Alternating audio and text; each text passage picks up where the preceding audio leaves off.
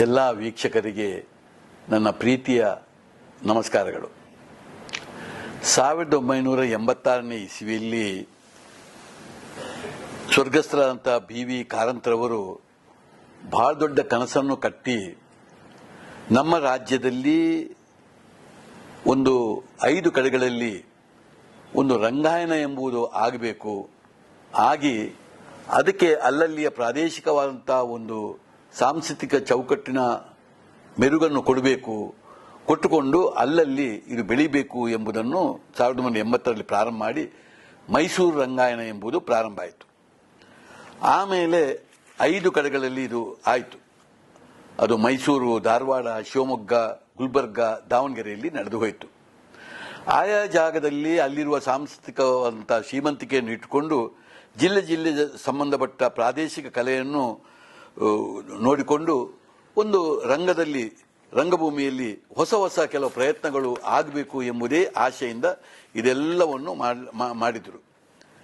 ಹಾಗೆ 2023-24ರಲ್ಲಿ ಸುನಿಲ್ ಕುಮಾರ್ ರವರು ಮಂತ್ರಿಗಳಾಗಿದ್ದಾಗ ಆಗ ಈ ಕರಾವಳಿಗೂ ಕೂಡ ಈ ಕಾರ್ಕಳಕ್ಕೂ ಕೂಡ ಒಂದು ರಂಗಾಯಣ ಎಂಬುದು ಬಂತು.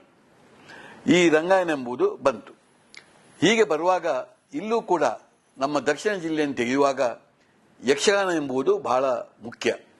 ಇಂಥ ಸಂದರ್ಭದಲ್ಲಿ BV ಕಾರಂತರು ಕೂಡ ಅವರ ಎಲ್ಲ ರಂಗಾಯಣದಲ್ಲಿ ಯಾವಾಗ ಅವರ ಪ್ರಸ್ತುತಪಡಿಸುವಾಗಲೂ ಯಕ್ಷಗಾನಕ್ಕೆ ಸಂಬಂಧಪಟ್ಟ ಹಿಮ್ಮೇಳಗಳಿರ್ಬೋದು, ಕೆಲವು ವೇಷಭೂಷಣಗಳಿರ್ಬೋದು, ಕೆಲವು ಪಾತ್ರಗಳನ್ನಿರ್ಬೋದು, ಇದೆಲ್ಲವನ್ನೂ ಅವರು ಅವರ ನಾಟಕಗಳ ಮುಖಾಂತರ ಆ ಸಮಯದಲ್ಲಿ ಬರುವುದನ್ನು ನಾವು ಗಮನಿಸಿದ್ದೇವೆ.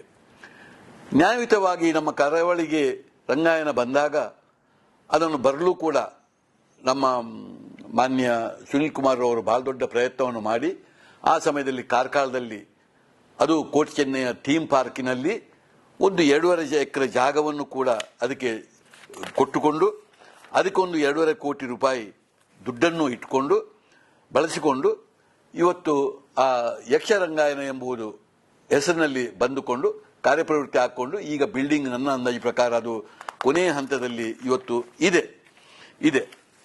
ಇದು ಬಹಳ ಒಳ್ಳೆಯ ಕೆಲಸವೂ ಕೂಡ. ಇಷ್ಟೇ ನನ್ನ ಪ್ರಶ್ನೆ. ಇವತ್ತು ಯಕ್ಷರಂಗಾಯಣ ಇದ್ದಂಥ ಹೆಸರನ್ನು ಈಗ ಅದು ಕಳಾವರಿ ರಂಗಾಯಣ ಅಂತೇಳಿ ಹೆಸರು ಬದಲಾವಣೆ ದಿಢೀರಾಗಿ ಆಗುತ್ತಾ ಇರುವುದು ನನಗೆ ಕೆಲವು ಅಂಶಗಳು ಯಾರತ್ತೂ ಕೇಳದೆ ಇದು ಹೀಗೆ ಒಂದು ಹೆಸರು ಬದಲಾವಣೆ ಆಗುವುದಲ್ಲ, ಹಿಂದೆ ಏನು ಇದರ ಕಾರಣ ಅಂತೇಳಿ ನಮಗೆ ಅರ್ಥವಾಗ್ತಾ ಇಲ್ಲ. ಆದ್ದರಿಂದ ಇದರ ಕಾರಣ ಏನು ಎಂಬುದು ನಮಗೆ ಬೇಕು. ಮತ್ತೆ ಇದರ ಬಗ್ಗೆ ಒಂದು ಒಳ್ಳೆಯ ಚರ್ಚೆಯೂ ಕೂಡ ಆಗಬೇಕು. ಸಮಾನ ಮನಸ್ಕರು ಸೇರಿಕೊಂಡು ಯಕ್ಷರಂಗಾಯಣವನ್ನು ಯಾಕೆ ಕರಾವಳಿ ರಂಗಾಯಣ ಎಂಬ ಬದಲಾವಣೆ ಆಗಬೇಕು ಎಂಬುದು. ಯಾಕೆಂದರೆ ಯಕ್ಷಗಾನದ ಮುಖಾಂತರ ಇವತ್ತು ಯಕ್ಷಗಾನ ಬಹಳ ದೊಡ್ಡ ನಮ್ಮ ಸಾಂಸ್ಕೃತಿಕ ಬದುಕು, ಅದರೊಟ್ಟಿಗೆ ನಮ್ಮ ರಂಗ ಚಟುವಟಿಕೆಗಳು ಕೂಡ ಯಕ್ಷಗಾನ ಮತ್ತು ನಮ್ಮ ರಂಗ ಎರಡೂ ಕೂಡ ಕೊಡುಕೊಳ್ಳು ಪ್ರಯೋಗ ಹಾಕಿಕೊಂಡು ಯಕ್ಷಗಾನಕ್ಕೆ ವಿಶೇಷವಾದ ಗೌರವವನ್ನು ತರುವ ಜೊತೆಯಲ್ಲಿ ನಮ್ಮ ರಂಗವನ್ನು ನಾವು ಬಲಾಢ್ಯವಾಗಿ ಕಟ್ಟಬೇಕಾದ ನಿಮ್ಮ ಕರ್ತವ್ಯ.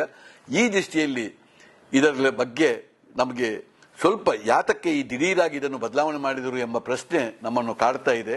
ಇದರ ಹಿಂದೆ ಏನು ಅಂತೇಳಿ ನಮಗೆಲ್ಲ ಅರ್ಥವೇ ಆಗ್ತಾ ಇಲ್ಲ. ಇದರ ಬಗ್ಗೆ ನಮಗೆ ತಿಳುವಳಿಕೆಯನ್ನು ಇದಕ್ಕೆ ಸಂಬಂಧಪಟ್ಟವರು ಕೊಡಬೇಕು ಅಂತ ನಮ್ಮದು ಆಶೆ. ನಿಖರ ಸುದ್ದಿ, ಸದಭಿರುಚಿಯ ಕಾರ್ಯಕ್ರಮ. ನೀವು ನೋಡ್ತಾ ಇದ್ದೀರಾ ಕಹಳೆ ನ್ಯೂಸ್, ಸಮಾಜದ ಜಾಗೃತಿಗಾಗಿ ವಸ್ತುನಿಷ್ಠ ವರದಿ.